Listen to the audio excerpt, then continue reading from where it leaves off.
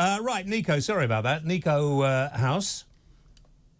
Did I get did I get your name right this time? You did get my name right. I am the host of the For the People podcast. And oh, by the way, they cover their faces because technically speaking, the religion actually allows them to have the choice. But in some countries, they violate the religion by requiring females to cover their faces and cover their body. But in the actual religion, it's a choice. I figured I answered that. So, I mean, would you agree with me, like in France, although I've been very critical about the French today, would you agree that maybe if you want to come and live in a country like yours or like ours, covering the face is not acceptable? I don't know if I would say it's not acceptable, but you know, I'm American, so people kind of dress crazy as it is. I think that people your should shirt's dress quite nice. for the I wouldn't go that far. Well, I think that people should just dress for the occasion. You've got a shirt like that. I've got a shirt like that, yeah. But no, but you don't cover your face, because covering your face means you don't want to be part of society. You don't want to mix. You don't want to get on with people. You communicate with your face. If you want to cover your face, go and live in a country where that's acceptable. I think that would be like a matter of perception, because you're technically correct, right? Those women who actually go out of their way to wear the niqab and cover their faces, they actually don't want to interact with everybody in society. So technically that's true. But we don't really complain when introverts who don't cover their faces don't want to interact with society. So I don't think that we should really judge them necessarily, even though I can also see how, culturally speaking, it could be perceived as weird. And you can't really be upset if somebody perceives it as weird, because you're right, it doesn't really, you know, flow with the culture. So you have to be prepared for the social consequences of that. Okay. But I also understand that some people do reject it. Sorry, let's move to what we were going to talk about. We will politely agree to differ on that. Gaza death toll rises.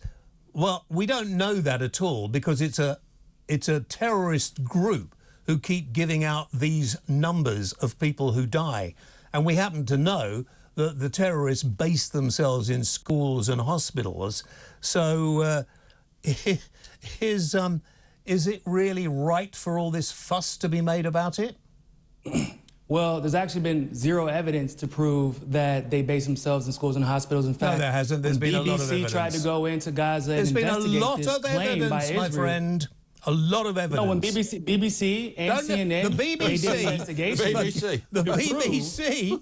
Don't make me laugh. No. This is the same BBC that actually was preaching the same rhetoric that you were preaching. You shouldn't go to the BBC. When they did the investigation, Israel tried to stop them from doing the investigation, one, but two, when they were finally able to, they realized Israel was lying and their information didn't match. This is the BBC that reported 500 people were killed in a strike when there weren't, that didn't happen, and then they wouldn't apologise. That BBC. The one that's getting complaints about 2 or 3 times a week having to apologise. Yeah, you can make that, but you can make the argument about mainstream media, but the same BBC, they propagated Israeli propaganda, and no one criticized them for that. I don't remember that. So they had to This is mainstream media. This is what they do. They're gonna mess up. So it's okay with you, Niko House. It's all right for you to say that what Hamas, you agree they're a terrorist organisation, do you? No, I don't really buy into that framing. So hang on. So you're a stupid idiot. You can get off my program now. No, hold on. Get rid of it.